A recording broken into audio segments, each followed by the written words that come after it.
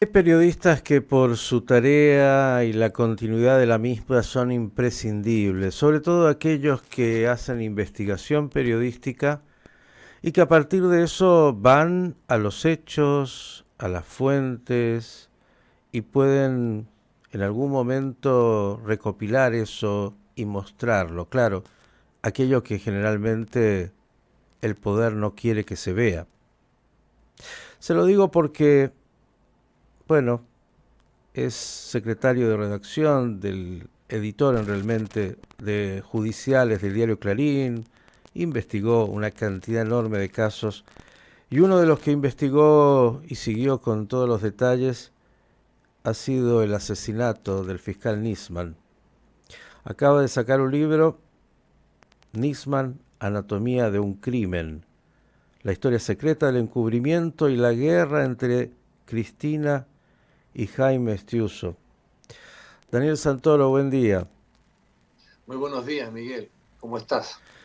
Bien, hay que decir bien a 10 años. 10 años, Daniel.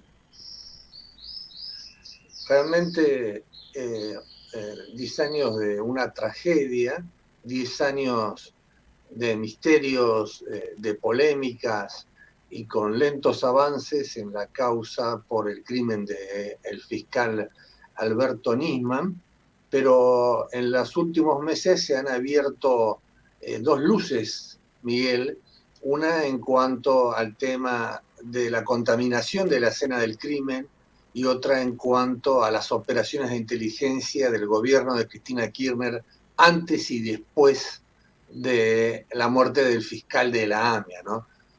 Yo creo que por ahí es donde realmente se puede avanzar, después de que se perdieron 2 años de investigación. Miguel, vos recordarás cuando estaba la fiscal Viviana Fein, una fiscal del fuero penal ordinario, que desde directamente, Miguel, desde el segundo día buscó instalar con información falsa, buscó instalar la hipótesis de el suicidio, hasta que la Corte se la sacó a Viviana Fein y pasó al fuero federal, y ahora la causa la tiene el fiscal Eduardo Tayano.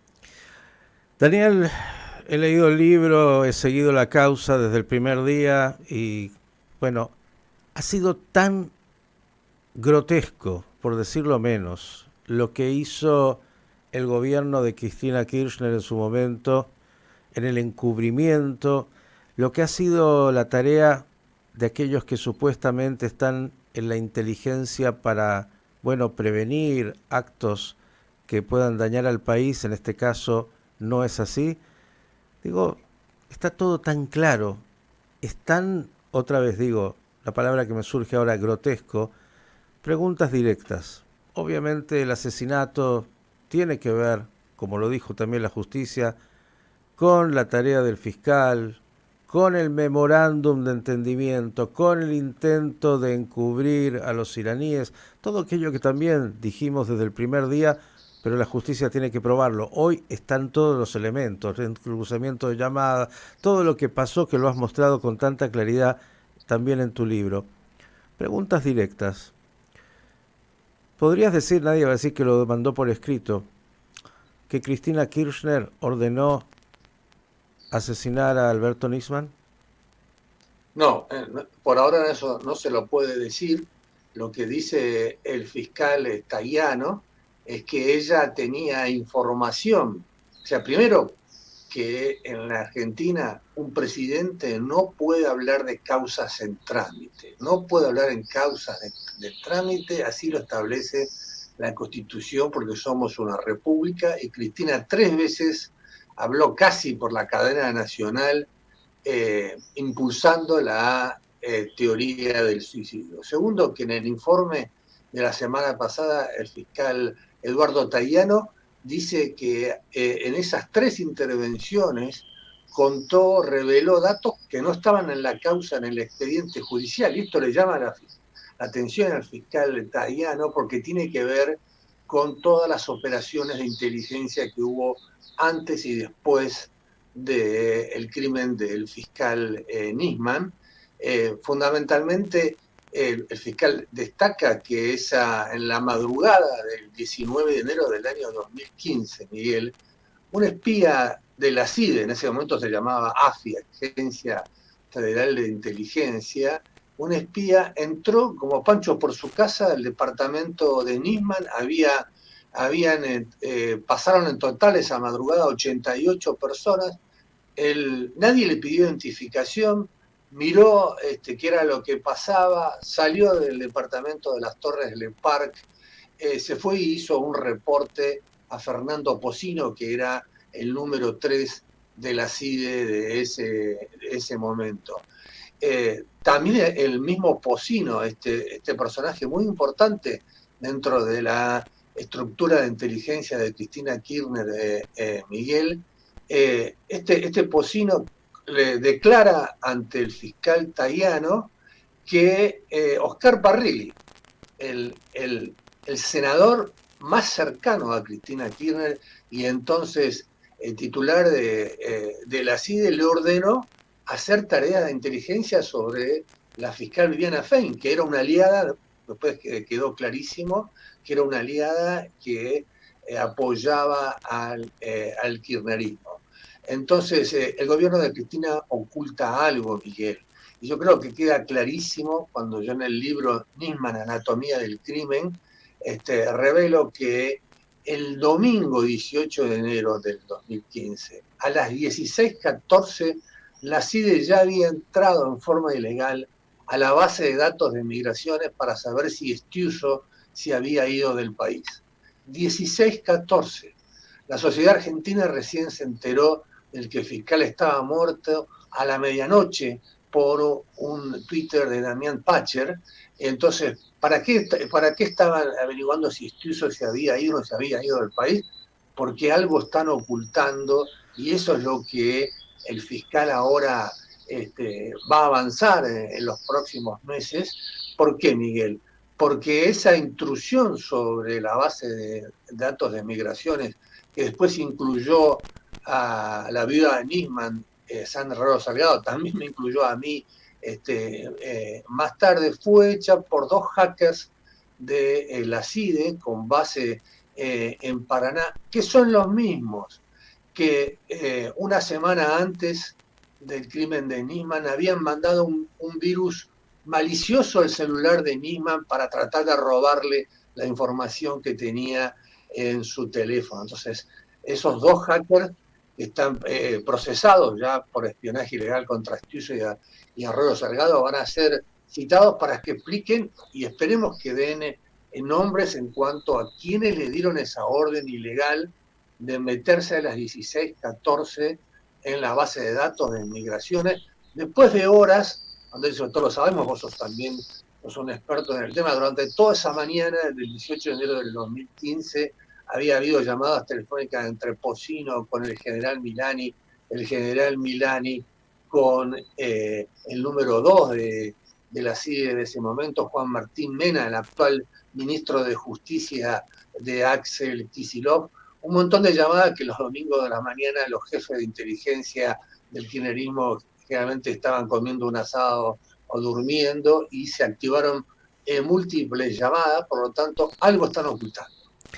Bien, es verdad que la justicia, y como periodista justamente judicial, sos muy respetuoso de los pasos que tiene que ir tomando para probar. Por eso dijiste, no podemos decir que Cristina Kirchner haya dado una orden, pero cuando uno empieza a mirar el encubrimiento, los personajes, lo que fue también, como también planteaste, la intervención directa de la expresidenta, uno dice, bueno, en una estructura tan vertical, donde además los más cercanos hicieron lo que hicieron, uno tendería a pensar de que ahí hubo una instrucción, si no fue explícita, de matarlo, de hacer algo, por lo menos, con aquel que estaba y ya había denunciado lo que denunció, que iba a sumar su testimonio en el Parlamento. Digo, hay demasiados elementos, porque, claro, el oyente no puede seguir al aire lo que está escrito y lo que está escrito en la causa judicial, porque acá lo que has traído en tu libro y que lo has hecho durante estos años no son una fabulación, son los hechos concretos, dónde está el entrecruzamiento de llamados, qué hizo uno, qué hizo otro, lo que se robaron, las llamadas que se perdieron, todos los elementos que son grotescos, digo, y que muestran además algo que quiero preguntarte, ayer se lo preguntaba a Miguel Ángel Toma, a mí me dio la sensación, Daniel, en Argentina hemos sido tan críticos de la época de los militares por la obediencia debida, que cuando uno mira cómo funcionó este crimen, parecería casi la misma estructura. Alguien dijo hay que hacer esto y nadie dijo yo me opongo. Parecería que todos trabajaron para encubrir y para, bueno, cometer el crimen. Sin lugar a dudas, el gobierno de Cristina Kirchner era una estructura verticalista donde no había espacio para el disenso, pero acá yo aporto en el libro una cosa nueva, que es un dossier que entregó Antonio Stiuso, el exdirector general de la CIDE, que fue echado en el noviembre del 2014 por haber sido obviamente el auxiliar de la justicia, el auxiliar de la CIDE de Nisman en el caso del atentado contra la AMIA, donde él le cuenta al gobierno de Obama para obtener asilo político, porque se había escapado de la Argentina con su familia, apoyado por la CIA, apoyado por el Mossad, bajo amenazas de muerto porque se había escapado, y él dice que la persecución había comenzado apenas se empezaron las negociaciones con Irán en Alepo en el año 2011. Y él enumera, él dice que hubo una serie de operaciones, comillas, de Cristina Kirchner para matarlo a él, a Nisman y a otros miembros de su entorno, ¿no? Y ahí cuenta el tema del asesinato del llamado Lauchón Viale, que era un espía dentro de la Dirección General de Operaciones que manejaba Stiuso. Cuenta los balazos contra Javier Fernández, un operador judicial histórico del peronismo. Cuenta que Cristina le dijo a Mario Ishi, el intendente general Paz, y que él se enteró por un emisario que le mandó Sergio Massa. Esos son esos detalles que a mí realmente me parecen muy, muy sabrosos, que tenían la orden de matarlo a él, ¿no? A Stiuso en persona. Así que, sin lugar a dudas, esto funcionaba. Y después incluso al año siguiente, en el año 2016, Parrilli, Miguel, tenía el teléfono intervenido por otra causa. Parrilli tenía el teléfono intervenido por la fuga de Iván Pérez Corradi, que era el financista de la efedrina, ese gran negocio que hubo con 50 toneladas de este precursor químico que se utiliza para hacer drogas. Y en esas intervenciones telefónicas, Cristina le dice a Parrilli, a este tipo hay que matarlo. Y Parrilli le dice, judicialmente, Cristina, ¿no? Judicialmente. Sí, yo ya hablé con fulano, con Mengano, hablé con Mena, hablé con Aníbal Fernández para que lo procesen, lo llamen a indagatoria, le había hecho 8 causas judiciales, y hablé con Milani, que esto es una cosa realmente importantísima. Vos hablabas recién de los militares. Desde el 83 está prohibido por la ley de defensa de Alfonsín que los militares hagan inteligencia interna. Y ahora descubrimos que Cristina lo convoca a Milani, y ahora hoy publiqué en Clarín otra primicia, que el gobierno de Javier Milei informó que un suboficial de Milani era uno de esos famosos inorgánicos que el fiscal Tajano quiere conocer con nombre y apellido para terminar de armar esta estructura de espionaje ilegal alrededor del crimen de Nisman, Miguel. Uno cuando sigue todo esto, Daniel, ve cloaca. Muy, realmente, y uno se pregunta, ¿algo cambió de esa cloaca que hace 10 años pudo asesinar y encubrir al fiscal Nisman, o están todos dando vuelta y siguen operando? Bueno, yo creo que siguen operando. Hasta ahora lo que tenemos es la imputación al ex viceministro de Seguridad Sergio Berni y a los jefes de la Policía Federal y de la Prefectura por el tema de la contaminación de la escena del crimen. El fiscal va a seguir sobre Parrilli, sobre todo por esa orden de espionar ilegalmente a Fein, pero Cristina Kirchner sigue teniendo un aparato de inteligencia paralela, sigue teniendo recursos, abogados, medios de comunicación, y yo no le veo al gobierno de Javier Milei una intención política de colaborar. Yo no digo, no estoy diciendo de que el gobierno tenga que meterse en las causas judiciales para nada, pero una cosa es cuando la Unidad de Información Financiera, la AFIP y otros organismos del Estado ayudan a los jueces, porque Miguel, esto hago una pequeño paréntesis, los jueces federales, los que investigan los casos de corrupción y espionaje, son abogados que tienen una serie de secretarios letrados que son abogados, no tienen especialistas en temas financieros, en temas impositivos y demás. Entonces, una cosa es cuando se tiene todo ese apoyo. Ayer vimos cómo se echó a Guillermo Jacobuzzi, que era el titular de la Unidad de Información Financiera, que lo que había hecho era mantenerse como creyente en la causa contra Cristina Kirchner en Otesur y Los Sauces, y aparecer y presentarse como creyente en la causa del yate gay contra Martín Insaurralde. Entonces esas cosas realmente me preocupan cuando este tipo de organismos no colaboran con la justicia, ¿no? Dicen por ahí que un ladrón no investiga a otro ladrón, un asesino no investiga a otro asesino. Parecería que hay demasiados intereses y cómplices.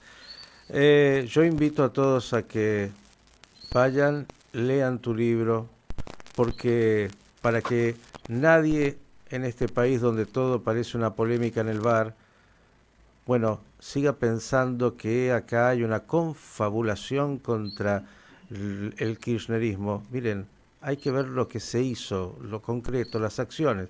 En algún momento en tu libro, en el inicio, Daniel, y me parece muy importante decirlo, pensaste, a ver si me equivoqué o no, que se había tratado de un suicidio y que luego cuando empezaste a ver todo lo que fue el desarrollo de la causa, lo que hizo Fein, lo que hicieron otros, bueno, la autopsia, lo que fue la investigación sobre el arma, la ketamina, miren, son tantos elementos que son de una contundencia, una claridad, que además la teoría del suicidio era la más enloquecida, la última teoría que podría haber surgido. La primera era de una obviedad absoluta, el asesinato, pero bueno, es así que en algún momento, al principio, el aparato te hizo pensar eso y luego las pruebas te llevaron a entender de que había sido un magnicidio. Yo escribí un primer libro que se llama Nisman debe morir, y lo escribí a 6 meses del crimen, y ahí me inclinaba por la hipótesis del suicidio inducido, Uh-huh. ¿no? Por toda esta campaña que hubo a través de los medios de comunicación contra Alberto Nisman para atacar su vida privada, su vida pública y demás. Pero bueno, cuando uno lee el informe multidisciplinario de la Gendarmería del año 2017, es decir, de 2 años después, donde claramente habla de la ketamina, habla de la caída asistida, habla que Nisman no tenía pólvora en las manos, ve que la pistola Versa 22 terminó abajo del omóplato izquierdo del cuerpo del fiscal. O sea, cuando uno ve el video completo de lo que fue el operativo policial de la policía científica en el departamento, bueno, yo ahí cambié por la hipótesis del asesinato, que es la que sostienen 6 magistrados y es la que está ahora fundamentada en la causa. También hay que decir que una cosa en términos jurídicos es sostener una causa en la instrucción y otra cosa es un debate oral y público, ¿no? Uh-huh. La causa dentro de unos años, cuando el fiscal Tayano termine con Berni, con Parrilli, con todo esto de la contaminación de la escena del hecho y con las operaciones de inteligencia legal, eso va a ir a una instancia donde hay otro nivel de exigencia, pero bueno, yo espero que de estas pistas que están abiertas ahora se pueda avanzar rápidamente, se siga recogiendo información contundente y que bueno, y que los que tienen esa información oculta la aporten a la causa, ¿no? Yo me quedaría horas charlando y escuchándote, Daniel. Es un tema que nos ha golpeado a todos y atravesado particularmente, sobre todo porque está vinculado al memorándum. Sé que tienes algún compromiso, pero quiero ir a esto. La causa del memorándum, que es la matriz, digamos, del crimen finalmente, porque ahí está por qué se dio todo lo que se dio. Después están todos los personajes nefastos que has mencionado y que fueron los que actuaron, encubrieron e hicieron. Digo, estamos próximos a que haya un juicio oral y público sobre estas causas. ¿Cómo ves la posibilidad de condena a aquellos que están involucrados? Después de las elecciones se va a hacer el juicio oral por la denuncia de Nisman. Yo creo que eso valida los riesgos que él asumió al haber denunciado a Cristina en su momento. La cantidad de pruebas que hay sobre la diplomacia paralela, las pruebas que hay sobre la forma que buscaron de por lo menos flexibilizar las alertas rojas sobre los 8 iraníes acusados como autores intelectuales del atentado. Yo creo que eso es contundente. Ese tema va a terminar con condenas. Yo no sé lo que se llama la cadena de responsabilidades, qué van a decir Delía, Esteche, si van a quedarse ellos asumiendo la responsabilidad o van a decir esto me lo ordenó Parrilli y Parrilli va a decir esto me lo ordenó Cristina. Esas son mis dudas en cuanto a la escala de la responsabilidad yendo hacia la punta del poder. Pero a los otros, obviamente, eso no creo que no hay duda que va a terminar con condena.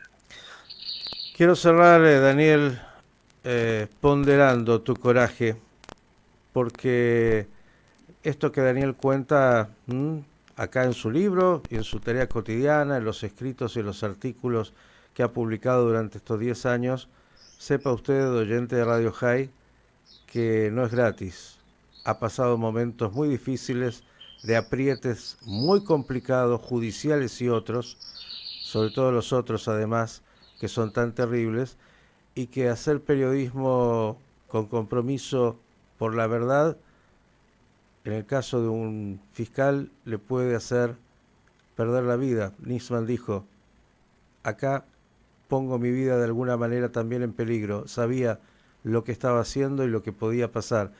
Y Daniel Santoro, como muchos otros, cuando hace lo que hace, que es trabajar por la verdad, simplemente investigando y publicando lo que las investigaciones y los hechos dicen, tiene que tener ese coraje imprescindible.